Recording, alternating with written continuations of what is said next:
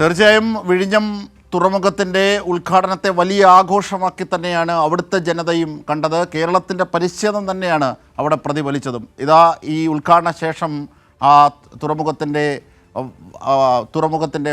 വാതിലിൽ നിന്ന് ഞങ്ങളുടെ പ്രതിനിധി സുജു ടി ബാബു കൂടി ചേരുകയാണ്. സുജു, അതിൻ്റെ കവാടം നേരത്തെ തന്നെ ആഘോഷത്തിമർപ്പിലായിരുന്നു. ഇപ്പോൾ എങ്ങനെ, എന്തൊക്കെയാണ് അവിടുത്തെ പ്രതികരണം?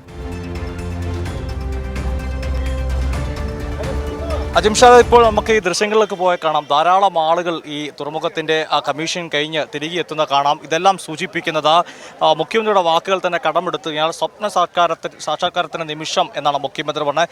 രാജ്യത്തിൻ്റെ പ്രധാന തുറമുഖമായി വിഴിഞ്ഞം മാറുന്നു. അതാണ് മുഖ്യമന്ത്രി ആദ്യം പറഞ്ഞ വാക്കുകളിലൊന്നാണ്. അപ്പോൾ അതായത് ഈ ഒരു കേരളത്തിൻ്റെ സ്വപ്ന സാക്ഷാത്കാരം വീക്ഷിക്കാൻ വേണ്ടി എത്തിയ ജനങ്ങളെയാണ്, ആയിരക്കണക്കിന് ജനങ്ങൾ ഇവിടെ എത്തി എന്നുള്ള തെളിവാണ് ഞങ്ങളിപ്പോൾ ക്യാമറ ദൃശ്യങ്ങൾ വഴി കാണുന്നത് കൂടി സൂചിപ്പിക്കേണ്ടിയിരിക്കുന്നു. എന്നാൽ രാവിലെ ഈ ചടങ്ങിനെത്തുമ്പോൾ ആളുകളെല്ലാം തന്നെ സൂചിപ്പിച്ചൊരു കാര്യമുണ്ട്. ഇത് കേരളത്തിൻ്റെ വിജയമാണ്.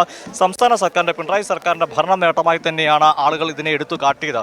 ഇന്ന് അത്തരത്തിലുള്ള പ്രതികരണത്തിലേക്ക് ആളുകൾ രാഷ്ട്രീയമായി തന്നെ പറയേണ്ടതായിട്ട് വന്ന സാഹചര്യം കൂടി നമ്മൾ ഈ വേളയിൽ ഓർക്കേണ്ടതായിട്ടുണ്ട്. അതായത് ഇത്തരം ഒരു പദ്ധതിയെ ചില ആളുകൾ മറ്റു ചിലരുടെ പദ്ധതി എന്നൊക്കെ തന്നെ വിശേഷിപ്പിക്കുന്ന ഒരു സാഹചര്യമുണ്ടായി. മാത്രമല്ല, ഇന്ന് ഈ വേദിയിലേക്ക് എത്തുമ്പോൾ രാജീവ് ചന്ദ്രശേഖർ, BJPയുടെ സംസ്ഥാന അധ്യക്ഷൻ, വേദിയിൽ ആദ്യം കയറിയിരിക്കുകയും അവിടെ ഇരുന്ന് മുദ്രാവാക്യം വിളിക്കുന്ന ഒരു രീതി, അതിനെ മുഹമ്മദ് റിയാസ് മന്ത്രി പറഞ്ഞത് അല്പത്തരം എന്നാണ്. അപ്പോൾ അത്തരം ചില കാഴ്ച ഒരു വശത്ത്, മറുഭാഗത്ത് ഉമ്മൻചാണ്ടിയുടെ ഫ്ലെക്സ് വെച്ചുകൊണ്ട് ഇത് UDFൻ്റെ പദ്ധതി എന്ന തരത്തിൽ വ്യാഖ്യാനിക്കുന്ന മറ്റു ചില ആളുകൾ.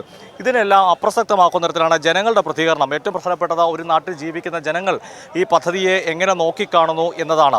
മുഖ്യമന്ത്രിയുടെ വാക്കുകളിൽ തന്നെയുണ്ട്, ഇത് കേവലം ഒരു തുറമുഖത്തിൻ്റെ കവാടമല്ല, രാജ്യത്തിൻ്റെ മഹാകവാടമാണ് തുറന്നതെന്നാണ് മുഖ്യമന്ത്രി പറഞ്ഞത്. മഹാസംരംഭം ചരിത്രത്തിൻ്റെ വിസ്മൃതിയിൽ നിന്നും വിഴിഞ്ഞത്തെ വീണ്ടെടുക്കുന്നു. അതാണ് തീർച്ചയായിട്ടും ജനങ്ങളും അങ്ങനെ തന്നെയാണ് കാണുന്നത്. ഈ ഒരു സംരംഭത്തെ അല്ലെങ്കിൽ വിഴിഞ്ഞം പദ്ധതി കമ്മീഷനിൽ പദ്ധതി വഴി ഈ നാട് ഒരു രാജ്യത്തിൻ്റെ കവാടം തുറന്നു കൊടുക്കുക എന്ന് തന്നെ പറഞ്ഞിട്ടിരിക്കുന്നു. ആ തരത്തിൽ തന്നെയാണ് വിഴിഞ്ഞം ഈ തുറമുഖത്തിൻ്റെ ചടങ്ങിനെ ഇവിടെ എത്തിയ ആളുകൾ നോക്കിക്കണ്ടത്. നമുക്ക് ആ വിഴിഞ്ഞത്തിൻ്റെ ദൃശ്യങ്ങളിലേക്ക് പോകുമ്പോൾ ഇപ്പോൾ ഒരു രാജ്യത്തിനെ സംബന്ധിച്ചോളം അഭിമാനകരമായ നിമിഷമാണ്. അതിൻ്റെ ആദ്യ മദർഷിപ്പ് എത്തിയ ശേഷം 10ാമത്തെ മാസം തന്നെ കമ്മീഷനിലേക്ക് എത്തുന്ന ഒരു സാഹചര്യം. ഇത്തരം ഒരു കരാറിലേക്ക് കാലത്തേക്ക് 2045 കരാർ പ്രകാരം പദ്ധതി പൂർത്തിയാക്കേണ്ടത്.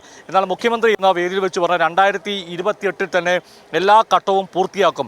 അതായത് പദ്ധതി ഈ കരാർ പ്രകാരം പൂർത്തിയാക്കേണ്ടതിന് 17 വർഷങ്ങൾക്ക് മുമ്പ് തന്നെ പദ്ധതി പൂർത്തിയാക്കുമെന്ന കേരളത്തിൻ്റെ മുഖ്യമന്ത്രി പിണറായി വിജയൻ വേദിയിൽ വെച്ച് ആത്മവിശ്വാസത്തോടെയാണ് പറയുന്നത്. ഇതെല്ലാം തന്നെ ഒരു സർക്കാരിൻ്റെ ആത്മവിശ്വാസം. അത് നടപ്പാക്കിയ ശേഷമാണ് പിണറായി വിജയൻ, കേരളത്തിൻ്റെ മുഖ്യമന്ത്രി തീർച്ചയായും